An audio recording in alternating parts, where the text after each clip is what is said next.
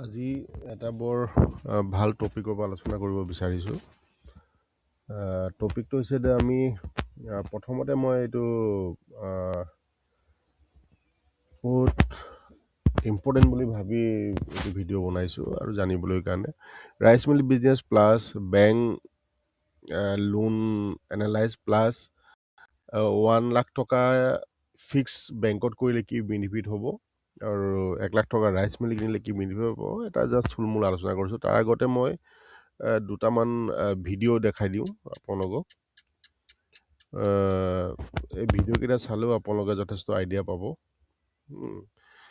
এইটো মই প্ৰায় 2 বছৰমান আগত প্ৰ'মেক্স ৰাইচ মিল এটা দিছোঁ মই শোণিতপুৰত। 2 বছৰ পিছত মই সেইদিনা গৈছোঁ, ইণ্টাৰভিউ লৈছোঁ। এবাৰ চাই লওক ইণ্টাৰভিউটো, ভাল পাব।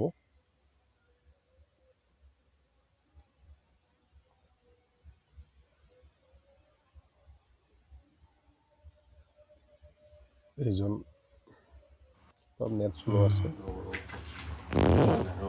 হোৱা নাই নেকি?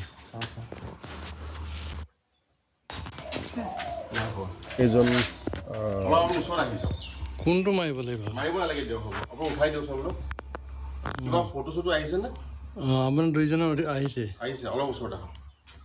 এইজন আমাৰ ভাল ইণ্টাৰপ্ৰেনাৰ হয় আৰু তেখেতক আমি গভৰ্ণমেণ্টক আমি এটা আপিল কৰিম যে তেখেতক আমি যিহেতু 2 বছৰ এই প্ৰ'মেক্সটো ৰাইচ মিলৰ ৰিজাল্টটো ভালেই আহিছে, তেখেতক আমি এতিয়া গভৰ্ণমেণ্টক আমি এই হেৰিৰ পাছতে আমি যাম DC অফিচত, তেখেতক ক'ম যে তেখেতে ৰাইচ মিল লৈ বহুত মানুহক সংস্থাপন দিছে আৰু তেখেতক গভৰ্ণমেণ্টে স্পেচিয়েল ছাপোৰ্ট কৰিব লাগে। PMGP লোন হওক বা গভৰ্ণমেণ্টৰ ছাবচিডি হওক বা আৰু অনুষ্ঠানটো ডাঙৰ কৰিবলৈ কাৰণে গভৰ্ণমেণ্টে তেওঁক হেৰি কৰিব লাগে। আৰু ছান এগ্ৰ' ইঞ্জিনিয়াৰ আছাম ফালৰ পৰা আমি বহুত চেষ্টা কৰিম তেখেতক ছাপোৰ্ট দিবলৈ।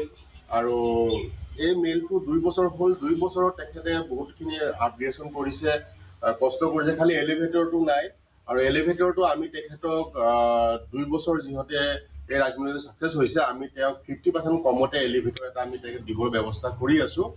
সেইটো গভৰ্ণমেণ্টক আমি এই মাহৰ লাষ্টতে আমি তেখেতক কৰিম। মোটামুটি তেখেতক 20 লাখ টকা মিনিমাম গভৰ্ণমেণ্টে ছাপোৰ্ট কৰি এই অনুষ্ঠানটো আগুৱাই লৈ যাব লাগে। আৰু লগতে গভৰ্ণমেণ্টৰ মানুহ আহি চাব লাগে যে এই অনুষ্ঠানৰ কাৰণে গোটেই বৃহৎ অঞ্চলটো ধানৰ সুবিধা কৰিছে, দুখীয়া মানুহৰ কম ধানৰ মেলিং কৰি দি আছে। আপুনি গভৰ্ণমেণ্টৰ পৰা কি সহায় বিচাৰে? গভৰ্ণমেণ্টে যদি আমাক হেল্প কৰে আমি বিজনেছটো আগবাঢ়ি যাব পাৰিম। হয় হয় হয়, আৰু উন্নতি হ'ব। আৰু উন্নতি। এতিয়া আপুনি এইটো প্ৰথম 2 বছৰ আগতো ধাৰ ঋণ কৰি নিশ্চয় কিনিছে, নিজৰ পইচা নাছিলে তেখেতৰ, তেখেতে ধাৰ ঋণ কৰি এইটো আমাৰ মানুহ নিজে আহি পিনি আপোনাৰ এইখিনি হেল্প কৰিব। এইটো আমি অন কেমেৰা কাষ্টমাৰ হয়। আহকচোন এতিয়া। অ'কে অ'কে, এতিয়া আপুনি আপোনাৰ ভাল নামটো? মোৰ নে? হয় হয়। নীলকান্ত হাজৰিকা। এতিয়া আমাৰ এই ল'ৰাটো আহি পিনি তেওঁৰ যি কাম কাজ, চাউলৰ কোৱালিটি, এতিয়া ধৰক এই মেচিনটোৰ যিবিলাক চাউল বনায় কোৱালিটি ভালে পাইছেনে আপুনি? ভালে আছে। আপুনি ধুনীয়া কৰি খাব পাৰে, কোনো প্ৰব্লেম পোৱা নাই? নাই, ঠিকে আছে। এই ল'ৰাটোক আগুৱাই যোৱাৰ কাৰণে গভৰ্ণমেণ্টৰ সহায় সহযোগ প্ৰয়োজন আছে নাই আপোনাৰ মতে? আছে আছে। আৰু যদি গভৰ্ণমেণ্টে সহায় কৰে আৰু অনুষ্ঠানটো ডাঙৰ কৰি লৈ যাব। সহায় হ'ব, হয় নহয়? এতিয়া আমি এইটোত এতিয়া মিছনত লাগিছোঁ, তেখেতক হেৰি কৰিম। আৰু এইটো ছান এগ্ৰ' ইঞ্জিনিয়াৰ আছামৰ ফালৰ পৰা এইখিনি গোটেই হেল্প কৰিম। আৰু আজি আমি উদ্যমী ৰেজিষ্ট্ৰেশ্যনটো তেখেতক আজিয়ে বনাই দিম। তেখেতে এইটো নকৰাৰ কাৰণে সম্ভৱ কিছুমান সুবিধা আপুনি পোৱা নাই। আৰু এইটো মই 2 বছৰ পাছত এইটো মেচিন দিছিলোঁ, এইটো ইণ্টাৰভিউ দিছোঁ। আৰু এই মেচিনৰ প্ৰডাকশ্যনটো আপুনি চাব পাৰে, কিমান ভাল প্ৰডাকশ্যন হৈছে। ঠিক আছে, ঠিক আছে।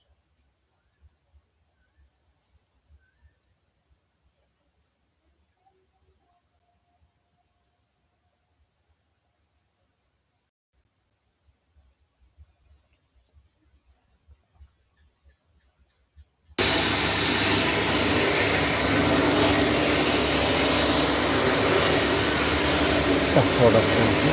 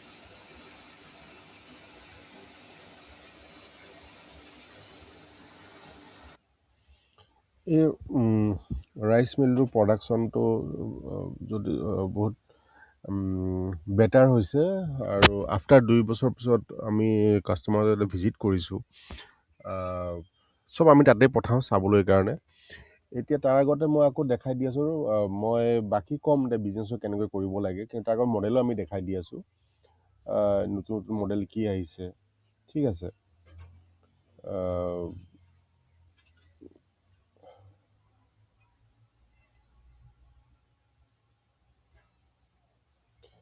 এতিয়া নতুন মডেল ধৰক টু গুৰিৰ কাৰণে স্পেচিয়েল হয় হয় টু গুৰিৰ কাৰণে N85 Pro HD rice mill আহিছে ইয়াতে আহ, হেৰি থাকিব কি কয় আমাৰ ডিষ্টনাৰ থাকিব ঠিক আছে তাৰপাছত N850F21 এডভান্স যোনটো আছে এইটোও আহিছে হা এইটো আপুনি 10 HP মটৰ লাগিব বা জেনেৰেটৰী কৰিব পাৰিব এইটো 850 কিলো আহিব চবৰে 850 কিলো 850 কিলো কিন্তু ৰিয়েলিটি ইমান নাহে অলপ কম আহিব ঠিক আছে নতুন নতুন টেকন'লজি মেচিন আহিছে যোনটো আমি অসমত হেৰি কৰি আছোঁ আৰু আমাৰ তাত মানুহ অহাৰ কাৰণটো হৈছে কি আমি ঘৰত গৈ ছাপোৰ্ট দিওঁ বেটাৰ বেটাৰ মানে ছাৰ্ভিচ দিওঁ যাতে মানুহখিনি প্ৰব্লেমত নপৰে এতিয়া আজি আজি ছাবজেক্টটো হৈছে যে ৰাইচ মিল বিজনেছটো অপেনিং কৰিবলৈ 1 লাখ টকা ইনভেষ্ট কৰিব প্লাছ বেংকত 5 বছৰ লোনত কি ডিফাৰেঞ্চ হয় এতিয়া বিজনেছ ছেটআপ কৰোঁতে সৰু ইণ্ডাষ্ট্ৰি কৰোঁতে মোৰ ইনভেষ্টমেণ্ট 1 লাখ 1 লাখ হ'ব ইয়াৰ ভিতৰত মিনি ৰাইচ মিল 60,000 বা 75,000 মটৰ এচেচৰি 15,000 পৰা 20,000 চিট বা অন্যান্য কিবা 10 পৰা 15,000 আৰু সৰু ঘৰ কাহঁতে বিজনেছটো ষ্টাৰ্ট কৰিব পাৰিব ঠিক আছে এতিয়া বেংকৰ কথাটো কৈছোঁ ট্ৰাম লোনত 5 বছৰ কাৰণে 60 মাহত মান্থলি EMI 2 পৰা 2500 টকা আহিব পাৰে সহজ কথা দৈনিক 70 পৰা 80 টকা EMI হৈ যায় 70 পৰা 80 টকা EMI হ'ব মানে ডেইলি ইনকাম গাঁৱৰ বাস্তৱ আয় যোনটো ৰাইচ মিল বিজনেছত 3টা ইনকাম চ'ৰ্চ থাকে এটা মিলিং চাৰ্জ 2 পৰা 5 টকা পাৰ কেজি প্ৰচেছিঙৰ কাৰণে ডেইলি ইনকাম যদি 400 পৰা 2,000 আহিব ছেছন ইনকাম হাৰ্ভেষ্ট টাইম ধান কটা ডিমাণ্ড বেছি হয় ডেইলি ইনকাম 2 পৰা 4,000 হ'ব ঠিক আছে তাৰপিছত বাই প্ৰডাক্ট ইনকাম ৰাইচ মিলৰ খুদি বা যোনটো সাজ বুলি কয় তাৰ পৰা মান্থলি এক্সট্ৰা ইনকাম আহিব 2 পৰা 6,000 টকা আৰু 6 মাহত income analyse the law' investment monthly যদি 15,000 হয় 6 মাহত 90,000 টকা ওলাই আহে এইটো একদম মানে কমতে কৈছোঁ আৰু মিনিমাম কিন্তু 30,000 মান টকা মাহত আহে normal level daily income 1,000 monthly 30,000 6 মাহত 1,80,000 এইটো ইনকাম আহি যাব হাই ডিমাণ্ড লেভেল হ'লে ডেইলি 2,000 6 মাহত 3 লাখ বা 4.5 লাখ টকা ইনকাম আহিব চাওক কিমান ইনকামৰ ডিফাৰেঞ্চ এইবিলাক আপুনি স্ক্ৰীনশ্বট মাৰি ল'ব স্ক্ৰীনশ্বট মাৰি চাই ল'ব ৰিকভাৰী টাইম টকা ঘূৰি পোৱা সময় হৈছে ইনভেষ্টমেণ্ট 1 লাখ ৰিকভাৰী ল এৰিয়া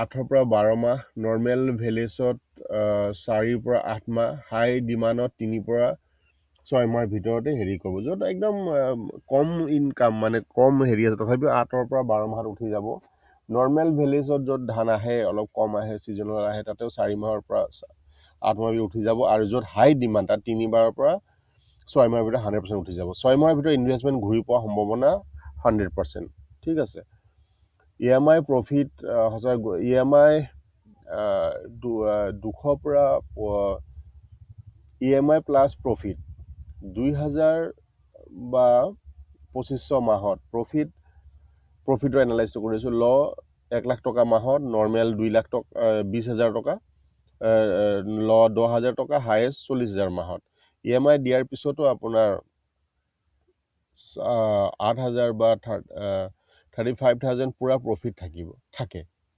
ঠিক আছে, গাঁৱত এই বিজনেছ কিয় ছাকচেছ হয়? ধান সদায় উৎপাদন হয়, মানুহৰ মেইলিং ছাৰ্ভিচ লাগে, কম্পিটিশ্যন কম থাকে, ডেইলি কেছ ইনকাম আহে, স্কিল বেছি নালাগে, বেছি শিকিব নালাগে। সেইকাৰণে গাঁৱত এই বিজনেছটো হোৱা ছাকচেছৰ কাৰণ। এতিয়া যদি আপুনি কিবা বেলেগ বিজনেছ কৰিব বিচাৰে, তেতিয়া বহুত স্কিল লাগিব, বেলেগ মেচিন বহাবলৈ হ'লে বা বেলেগ বিজনেছ কৰিবলৈ হ'লে। কিন্তু এইটোত ঘৰৰ মানুহো কৰিব পাৰিব, নিজেও কৰিব পাৰিব। যেনে ধান উৎপাদন য'ত হয় বা ধানটো হ'বই য'ত নহওক, মানুহক মেইলিং ছাৰ্ভিচ লাগে, কম্পিটিশ্যন কম লাগে, ডেইলি কেছ ইনকাম লাগে আৰু স্কিল বেছি থাকিব নালাগে।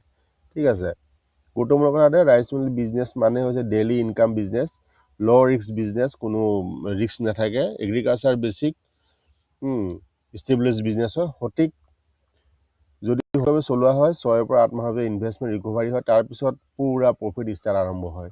ঠিক আছে, এক্সপাৰ্ট কেলকুলেশ্যনটো মই কৰি দিছোঁ। 1 lakh plus bank loan, safe business system, daily income machine হয়, long term rural income sources এইটো। ঠিক আছে, এইটো হৈছে মই মানে ডিফাৰেঞ্চটো মানে কৈ দিছোঁ।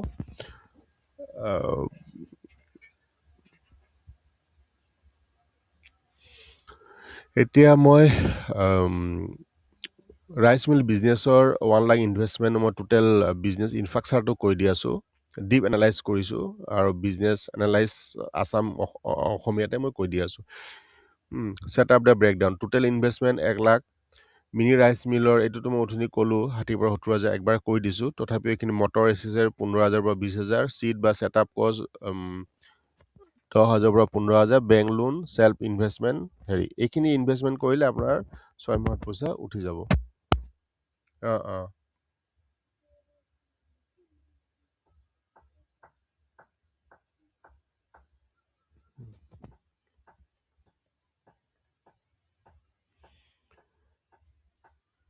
এতিয়া আমি নেক্সট পৰ্যায়ত মিনি ৰাইচ মিল বিজনেছ বেনিফিট, গাঁৱৰ বাবে কিয় বেনিফিট হয় এইটো ক'লে। নিয়মিত দৈনিক আয় সম্ভাৱনা, গাঁৱত কৃষকসকলে ধান সদায় কুটি কৰিবলৈ আনে। একোটা মিলত দিনে বহুতো গ্ৰাহক আহে, সেয়ে দিনে দিনে কেছ ইনকাম হয়। আৰু উৎসৱ বা হাৰ্ভেষ্টিং সময়ত আয় আৰু বেছি হ'ব। যেতিয়া ধান কাটা শেষ হয় তেতিয়াতো আৰু বেছি ইনকাম হয়। দৈনিক আয় এইটো সম্ভাৱনা। গাঁৱত উচ্চ চাহিদা, হাই ডিমাণ্ড, প্ৰায় প্ৰতিটো গাঁৱতে ধান উৎপন্ন হয়, মানুহে নিজে মিলিং নকৰে, মিলৰ ওপৰত নিৰ্ভৰ কৰে, সেয়া ডিমাণ্ড স্থায়ীভাৱে সদায় বেছি থাকে। ঠিক আছে, কম খৰচত আৰম্ভ কৰিব পাৰে। মিনি ৰাইচ মিল কম টকাতে লগাই আৰম্ভ কৰিব পাৰি। 20,000 পৰা 20,000 পৰা 1.5 লাখৰ ভিতৰত ছেটআপ পচিবল। গাঁৱৰ যুৱক যুৱতী সহজে ষ্টাৰ্ট কৰিব পাৰে, ঘৰৰ পৰা সহজে চলাব পাৰে এইটো বিজনেছ। সৰু চিট থাকিলে যথেষ্ট। ডাঙৰ ফেক্টৰী বা হেভি ইনফ্ৰাষ্ট্ৰাকচাৰ প্ৰয়োজন নাই। ফেমিলি বেছিক বিজনেছ চলাব পাৰে, ফেমিলিৰ ভিতৰতে বিজনেছ চলাব পাৰিব। উচ্চ লাভ সম্ভাৱনা, প্ৰতিটো ধান মিলৰ পৰা প্ৰচেছিং চাৰ্জ আয় হয়, দিনে দিনে প্ৰফিট ফ'ল' থাকে। ছিজনেল পেক বা ইনকাম বহু বৃদ্ধি হয়। সহজ মেইনটেনেন্স আৰু ৰিপেয়াৰ, মেচিন চিষ্টেম চিম্পুল হয়। বেছিক ক্লিনিক, বেল্ট এডজাষ্টমেণ্ট, জালি ক্লিনিক নিজে কৰিব পাৰি। টেকনিচিয়ানৰ ওপৰত বা মেকানিকৰ ওপৰত ইমান ডিপেণ্ডেবল হ'ব নালাগে, ডিপেণ্ডেবল কম হ'লে হয়। বেংক লোন বা ছাবচিডি সুবিধা, PMGP বেংক লোন আৰু এগ্ৰিকালচাৰ স্কিম এভেইলেবল আছে। ছাবচিডি পালে ইনভেষ্টমেণ্ট কষ্ট কমি যায়। গাঁৱৰ লোকৰ বাবে ইজি ফাইনেন্স অপশ্যনো থাকে। ঠিক আছে, পৰিয়াল কৰি কাম সৃষ্টি হয়, ঘৰতে ফেমিলি মেম্বাৰে কাম কৰিব পাৰে, বাহিৰৰ ৱৰ্কত নগ'লেও হয়, ৱৰ্কাৰ কম নালাগে বুলি ধৰি লওক। ফেমিলি ইনকাম ষ্টেবলিছ হৈ থাকে। কৃষক ভিত্তি ষ্টাৰ ব্যৱসায়, কৃষিৰ লগত ডাইৰেক্ট কানেক্টেড হয়। এগ্ৰিকালচাৰ থাকিলে বিজনেছ কেতিয়াও শেষ নহ'ব, এইটো লং টাইম থাকিব। লং টাৰ্মৰ কাৰণে চিকিউৰিটি ইনকাম হ'ব ইয়াৰ পৰা। লোকেল মাৰ্কেট ষ্ট্ৰং ডিমাণ্ড থাকে, গাঁৱৰ ভিতৰতে গ্ৰাহকে সহজে পোৱা যায়। ট্ৰেন্সপোৰ্ট কষ্ট কম, কাষ্টমাৰ ৰিলেশ্যনশ্বিপ ষ্ট্ৰং হয়। ঠিক আছে, বাই প্ৰডাক্ট কি আছে, খুদি ৰাইচ ব্ৰেকৰ খুদি, তাৰপিছত শাক মানে এইটো কি ক'ব খুদি আৰু এইটো হৈছে খেৰ শাকটো এইটো কি ক'ব যোনটো আউটপুট যোনটো গৰু ছাগলীয়ে খায় সেইটো কয় শাকছ তাৰপাছত এনিমেল ফিড বা ফিড যোনটো গৰু ছাগলী গাহৰিয়ে খাব সেইটো ফিডৰ এক্সট্ৰা ইনকাম এটা আহে এক্সট্ৰা প্ৰফিট আহিব ল ছাপ্লাই চাইন মানে লোকেলি ছাপ্লাই চেইন একেবাৰে সহজ ফাৰ্মাৰ মেইলিং কাষ্টমাৰ চিম্পুল ফ'ল' মেইনটেনেঞ্চ কৰিলে হ'ল মেইনটেনেঞ্চ কম ডাইৰেক্ট বিজনেছ কণ্ট্ৰল আপোনাৰ নিজৰ হাততে থাকে বেলেগৰ তাত কৰিব নালাগে ঠিক আছে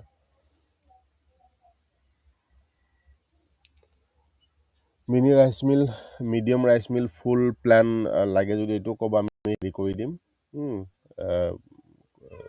বুজাই দিম ডিমাণ্ড বৃদ্ধি পালে আপগ্ৰেডেশ্যন কৰিব পাৰে বিজনেছ এক্সপাণ্ড কৰিব পাৰে ইজিলি এটা গাঁৱত এটা বা দুটা মিল থাকিলে ইজি কণ্ট্ৰল মাৰ্কেটিং হয় লয়েল কাষ্টমাৰ বেছ হয় লং টাৰ্ম ইষ্টেবলিছ বিজনেছ হয় ঠিক আছে ফাইনেল কথাটো কৈ দিওঁ যে ৰাইচ মিল বিজনেছ গাঁৱে গাঁৱে এটা ইনভেষ্টমেণ্ট মানে কম ইনভেষ্টমেণ্টত ডেইলি ইনকাম লং টাৰ্ম ইনকামৰ ডেইলি ইনকাম হয় আৰু লং টাইমৰ কাৰণে সঠিক ছেটআপ থাকিলে গাঁৱৰ ভিতৰতে এটা ষ্ট্ৰং মনোপলি ইনকাম ছিষ্টেম হৈ পৰে ঠিক আছে আৰু যদি আপোনাৰ এইটো ই বুক লাগে কিবা লাগে ক'ব ই বুকটো আমি অনলাইনত আপোনাৰ কি কয় ফ্ৰী অফ কষ্ট ই বুক আমি দি দিম আপোনাক ঠিক আছে এতিয়া কি কয় বিজনেছ ৰাইচ মিল বিজনেছ বেনিফিট অল পইণ্ট আউটলাইনটো মই কৈ দি আছোঁ নিয়মিত দৈনিক আয় সম্ভাৱনা থাকে গাঁৱত উচ্চ চাহিদা হাই ডিমাণ্ড থাকে কম খৰচত আৰম্ভ কৰিব পৰা ব্যৱসায় হৈছে ঘৰৰ পৰা সহজে চলাব পাৰি উচ্চ লাভ সম্ভাৱনা থকা বিজনেছ হয় সহজে মেইনটেনেঞ্চ আৰু ৰিপেয়াৰ বেংক লোন আৰু গভৰ্ণমেণ্ট ছাবচিডি সুবিধা থাকে ঠিক আছে পৰিয়ালৰ চাকৰি কাম সৃষ্টি হয় কৃষিভিত্তিক স্থায়ী ব্যৱসায় হয় লোকেল মাৰ্কেট ষ্ট্ৰং ডিমাণ্ড থাকে বাই প্ৰডাক্ট যেনেকা খুদি গুড়া আজি এক্সট্ৰা সেইখিনি বেছি এক্সট্ৰা ইনকাম কৰিব পাৰে লোকেল ছাপ্লাই চেইন সহজে ছেটআপ কৰিব পাৰি ইয়াৰ ৰাউণ্ড বিজনেছ অপৰচুনিটি থাকে ঠিক আছে ভিলেজ লেভেল মনোপলি মানে নিজাববীয়াকৈ মানে এটা অঞ্চলত এইটো বিজনেছ আৰম্ভ কৰিব পাৰে সেইকাৰণে অসমত আমাৰ নিবনুৱা যুৱক যুৱতীসকলে বা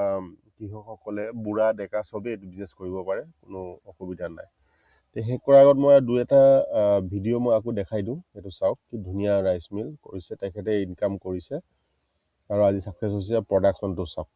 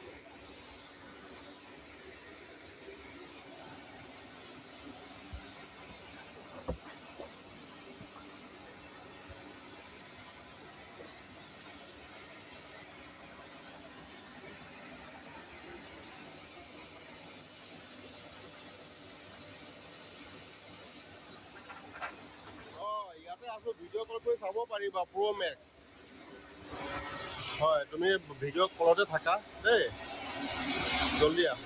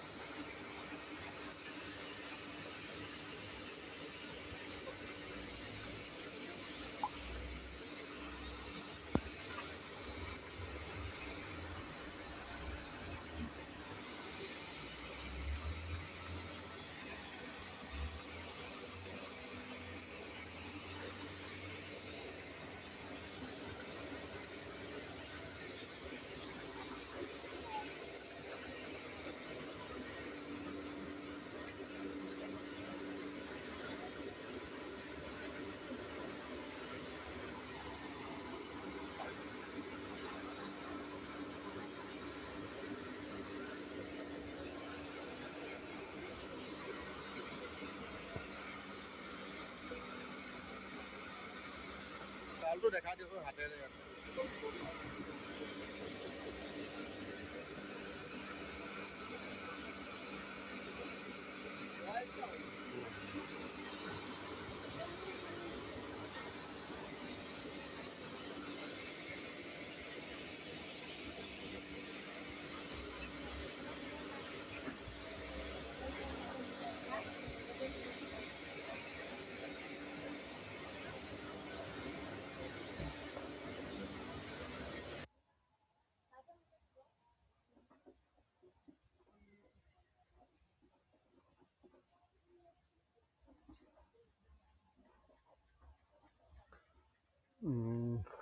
এতিয়া এইখিনি নতুন মডেল আহিছে N85 Pro Max SG rice mill N85G rice mill N85